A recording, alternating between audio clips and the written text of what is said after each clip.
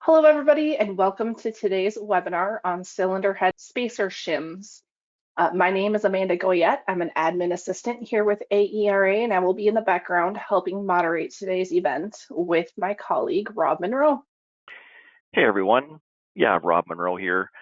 I look after membership and technical development at AERA, and I want to welcome you to today's webinar.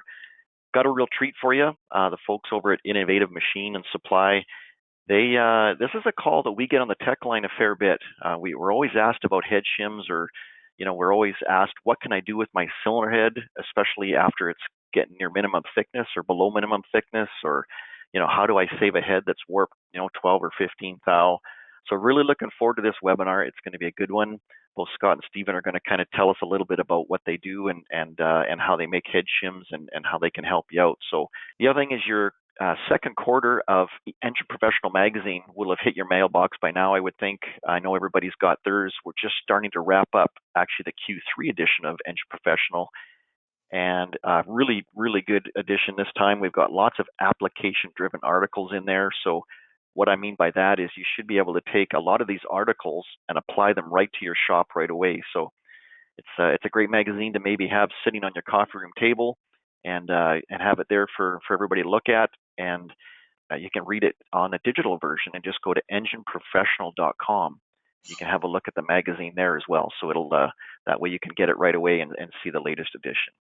Another good way to learn some stuff, we've got 2 more tech and skills conferences left for 2025.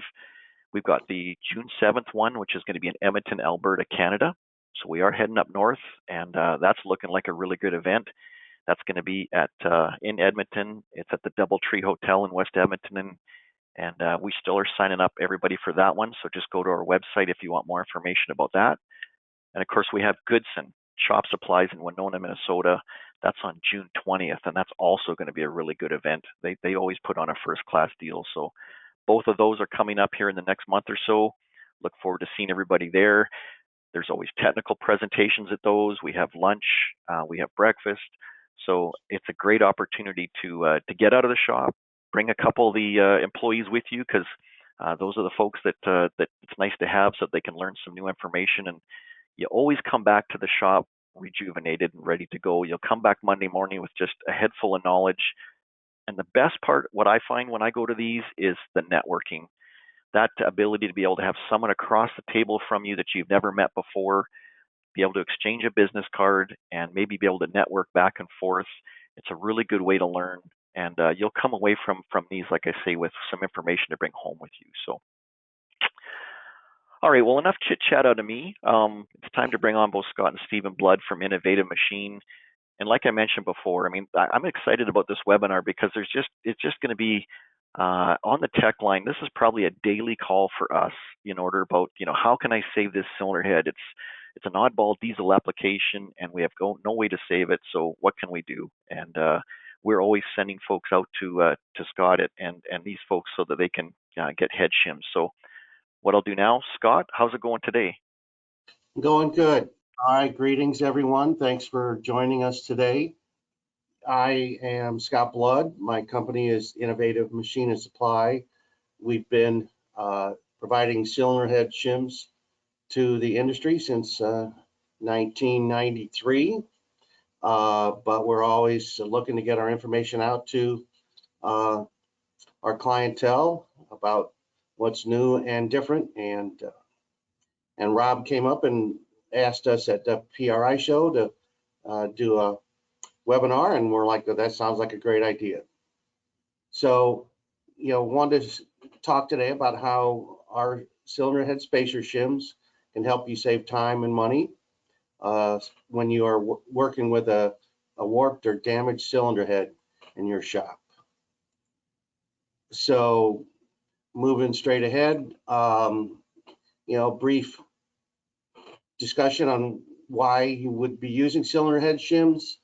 Like we said, you have a head that is warped or has some significant surface damage and it requires resurfacing. And, with the information we have from AERA, you find that it's going to be surface beyond minimum thickness. So now, you're faced with a situation where your head the customer's head's not viable. But using a shim would correct that situation. And as you all know, new cylinder head castings, if are going to be very expensive.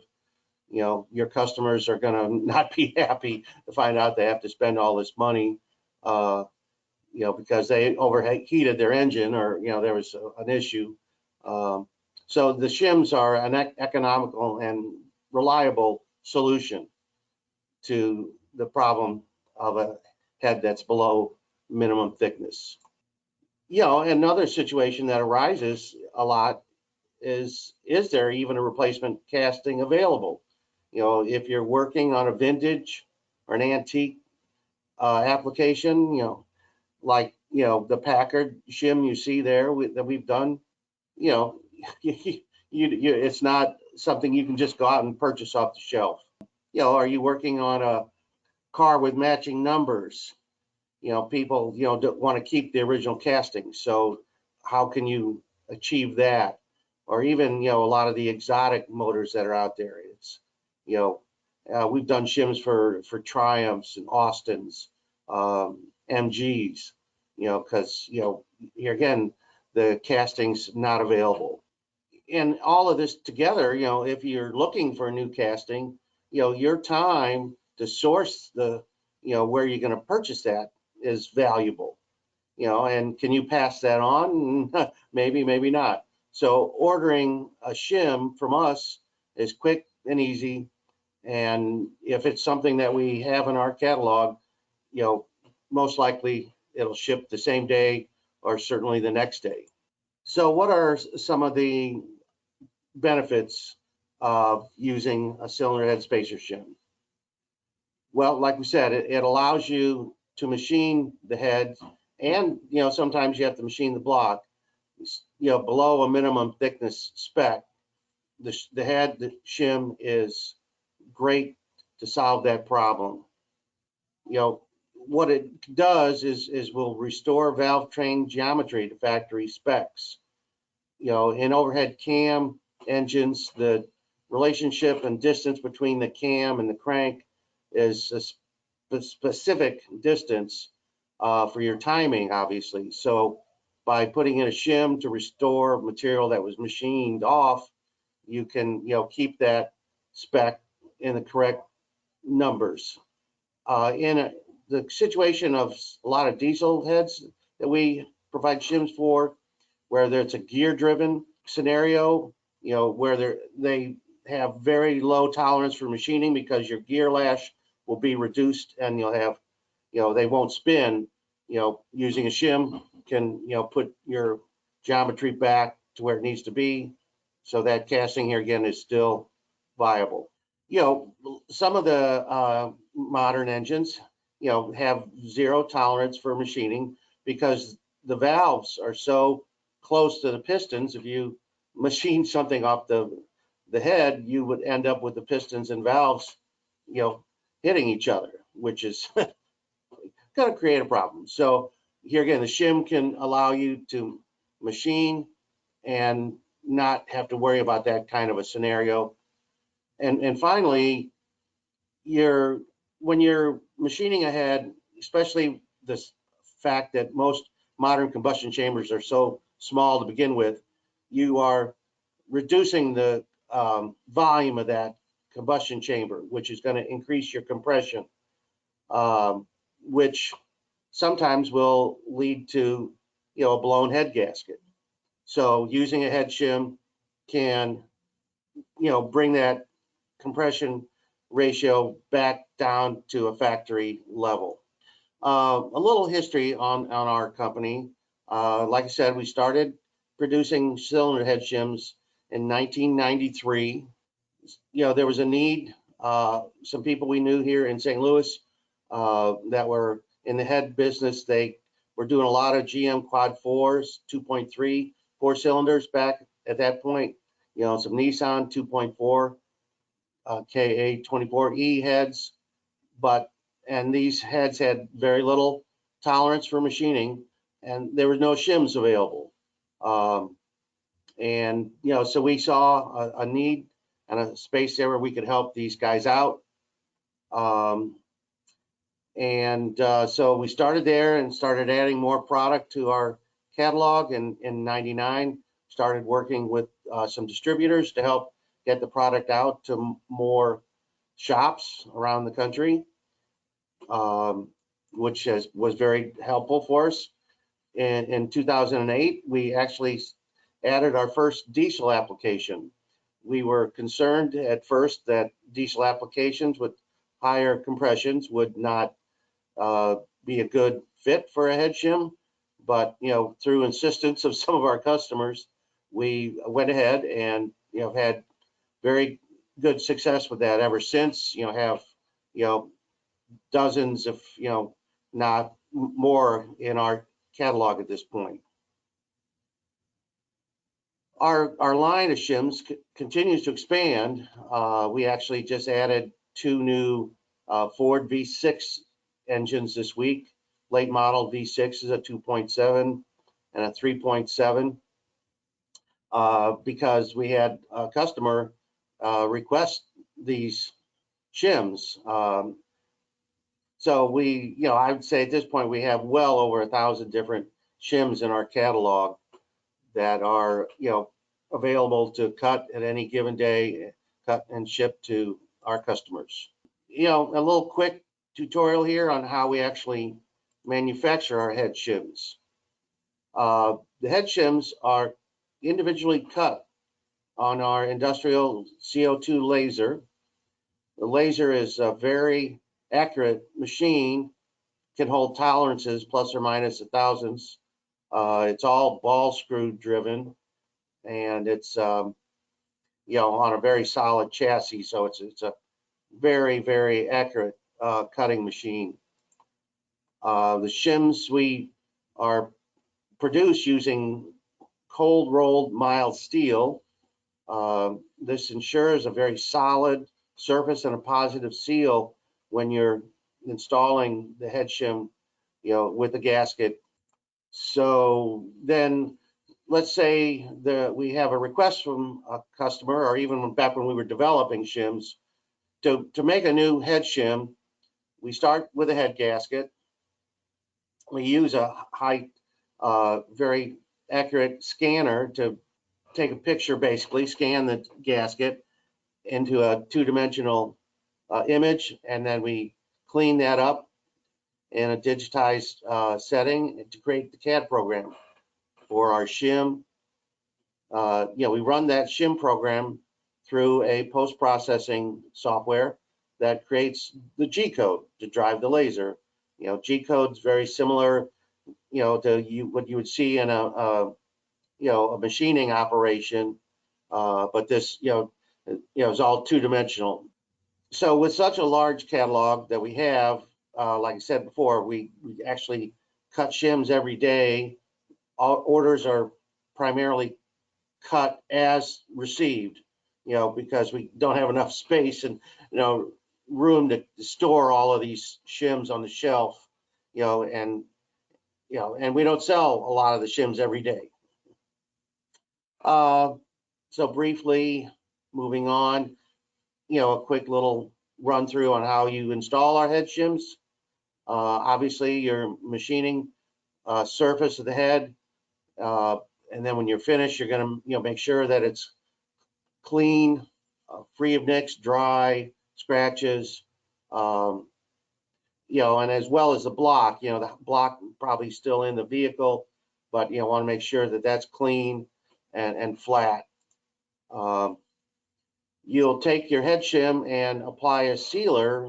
Spray is the easiest, but some people want to have a brush on to the side of the shim that's actually going against the bare metal, whether that's the head or the block in some instances, or usually the block, sometimes the head.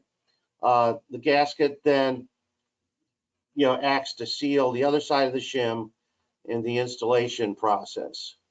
A common installation, you would install the shim on the block surface after everything's prepared and you have the sealer applied.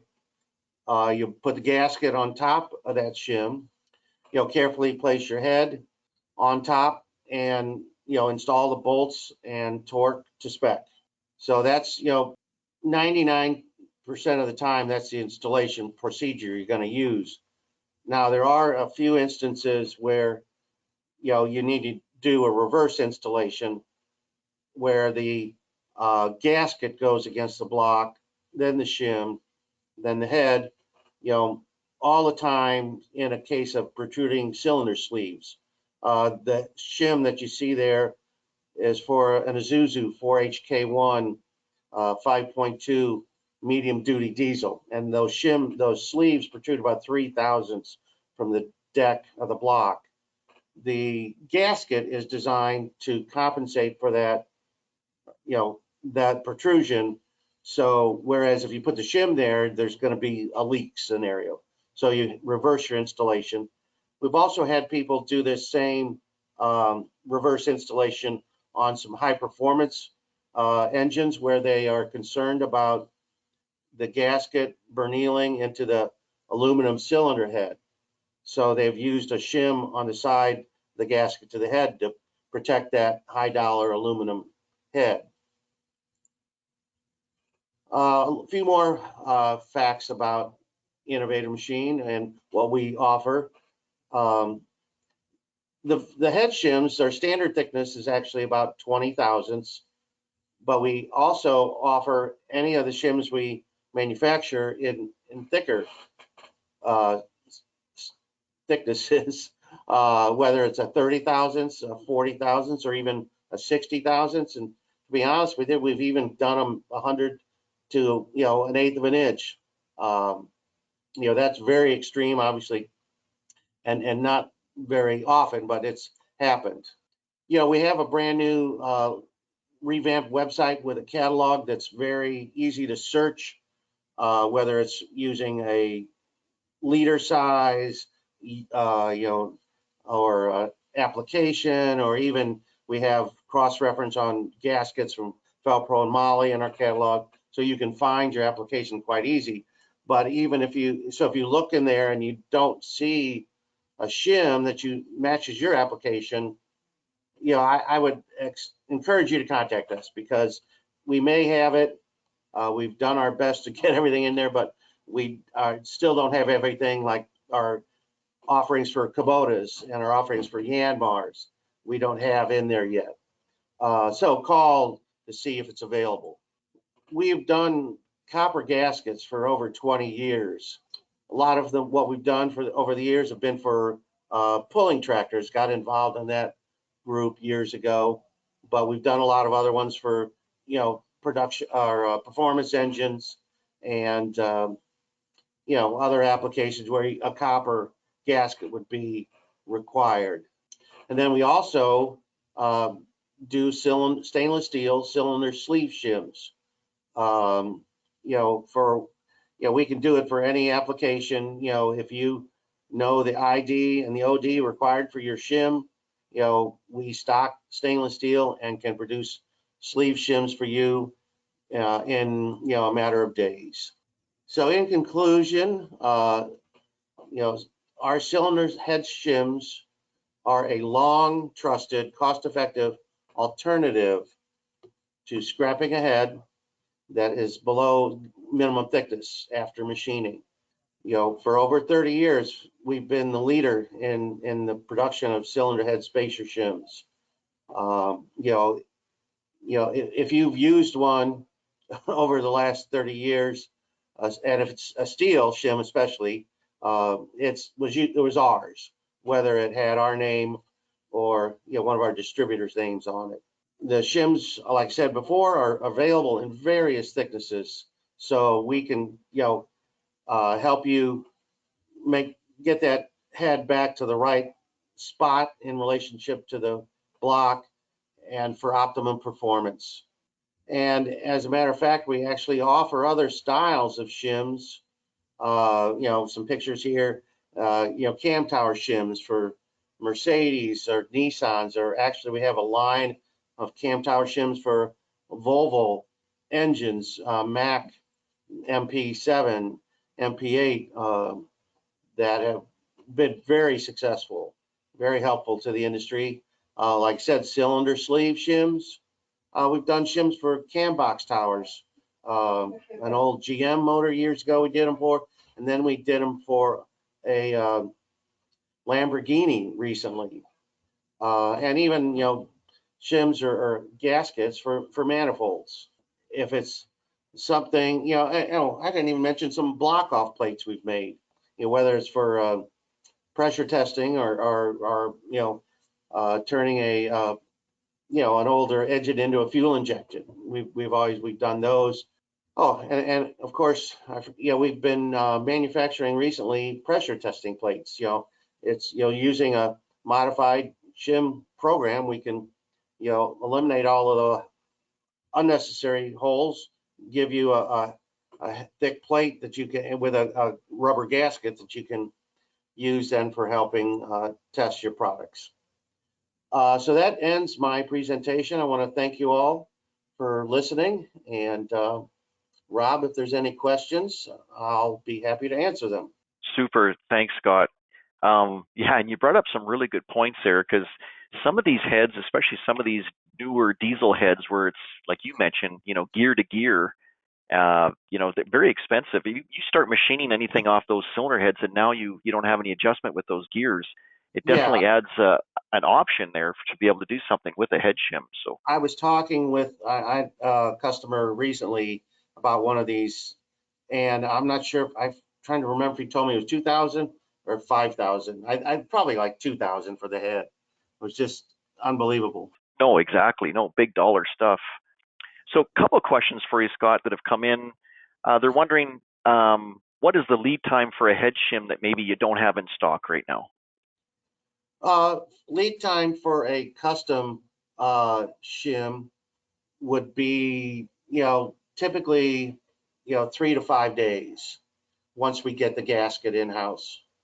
And, if we need to get it, we can get it. But a lot of times, you're ordering a headset, so we've had customers just drop ship the whole headset to us. We do the head shim and then ship everything, to them when it's done. Okay, perfect. Another question is, can you, if needed, can you get head shims made from different materials? Yes, you can. For instance, we've done some head shims for the marine industry, especially like down in Florida with saltwater, out of stainless steel. They were concerned that the steel might be exposed to some rust issues, so they wanted us to make them out of stainless steel. So that was an option. A lot of times we get people asking us to make them out of copper, and I'm like, well, yeah, we can, but two issues with copper. Number one is the cost. It's dramatically more than the steel. And number two is we don't feel like copper is the right material for a shim. A shim needs to be a hard material, so especially for your fire ring, so it compresses properly as it would between the block and the head to form that positive seal. I think if you introduce soft copper like we use for our gaskets and what would be used probably for a shim, that ring's gonna embed in that copper before it compresses. So now you're not sealing like you're supposed to. But yeah, so to answer your question again, yes, we can do them out of other materials. Okay, all right. And last question here for you, Scott. Does the same torque values that we show like in our specification manuals and that sort of thing apply when using a head shim? Like, do you still follow the original manufacturer's torque values? Yes, that would be the proper procedure, Rob. Obviously, you're going to be using your new bolts. You're going to be whatever you need to do, and same sequences. So yeah, the steel shim does not compress, so it's going to act just like it would with a gasket, in your So yes, the answer to your question again is yes. Okay. All right. Another question for you, Scott. Do you offer laser cut rubber to go along with the shims for the pressure testing plate applications? Actually, yes, we do. We use a low wattage laser to cut the rubber gaskets that you will get with a pressure testing plate. And we Okay. stock the rubber at this time too, so we can, turn around quickly for your needs. No, that's good to know. Yeah. Well, Scott, I mean, excellent presentation. We appreciate your time. And oh, hang on, one more question came in. Sorry, one more. I got one more here for you. Okay.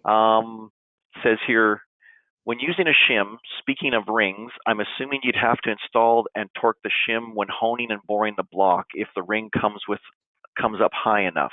So I think they're referring to maybe using a torque plate here. Let me just speaking of rings, I'm assuming you'd have to install and torque the shim when honing and boring the block. Okay, so what they're saying is they're wondering, like, if you're going to be using a torque plate, possibly if you need to maybe install that shim along with the gasket when you're torque plate honing. And well, to be honest with you, Rob, that's a good question. I never had that presented previously. I'm not sure, the implications of the shim versus non-shim, using the torque plate on stressing the casting. Yeah.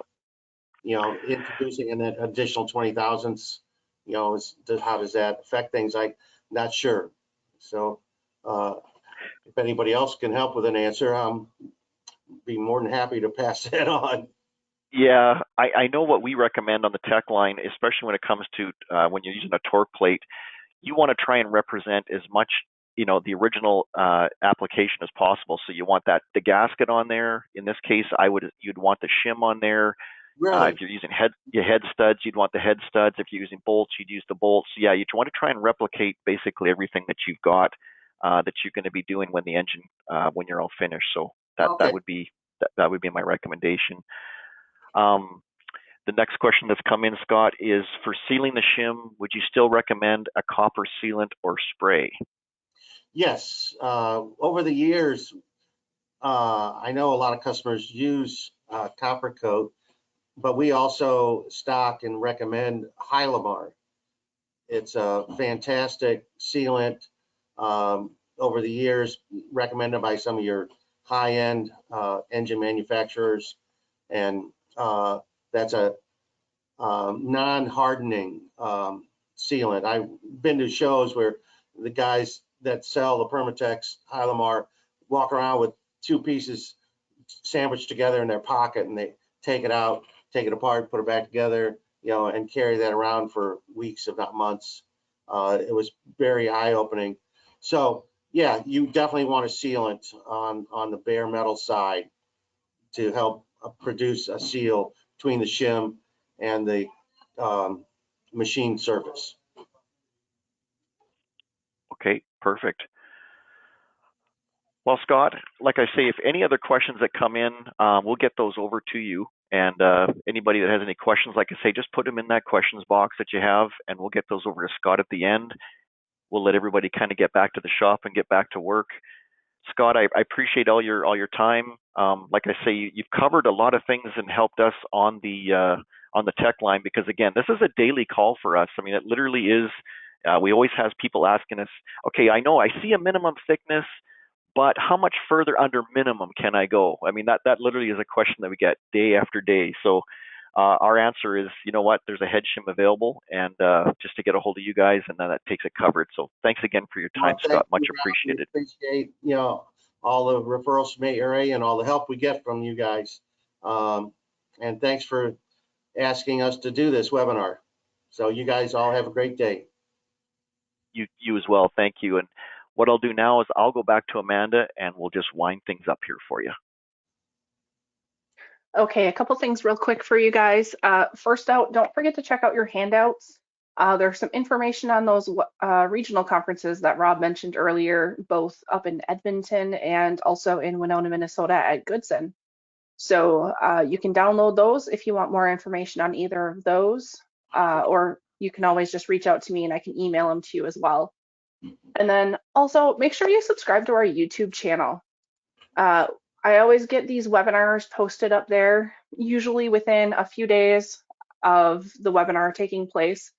And there's a lot of great content out there. We got a lot of technical content. We got some business webinars about shop software, credit card processing, a bunch of different topics. There's video versions of our Engine Professional podcast get posted up there monthly. There's tutorials for our process program, Spanish webinars to help our Spanish speaking presenters. And we've been putting up some teaser videos for Viewpoint with Dennis Quaid. We recently did some stuff with them, and you can check out some of those teasers. We'll have the episode coming up down the road. We just aren't quite sure on the date of that yet. So like I said, go out to search AERA Engine Builders and make sure to hit that subscribe button so that you don't miss out on any of that great content. And then lastly, I just want to say thank you. I know you guys are all super busy. We appreciate you taking time out of your day to attend these. It means a lot. When you go to leave today, there will be a survey that pops up. Take a moment, fill that out. Let us know how we did. If you have any additional questions for anyone, there's spots there to enter those. And if you have anything you'd like to see in the future, you can just note that as well. And Rob and I always take a look at that and see if we can pull together a presenter for you. If you need to reach anyone on the AERA team for any information, you can call us at 815-526-7600, or feel free to shoot an email to myself or Rob. You can see our email addresses are there as well. We're happy to help you, and if we can't, we'll pass you along to who can. And then as Rob mentioned, make sure to follow us on Facebook, X, Instagram, LinkedIn, you name it, we're out there, and that's a great way to stay in touch with what's going on here at the association. So once again, thank you everyone, and we hope you have a great rest of your day.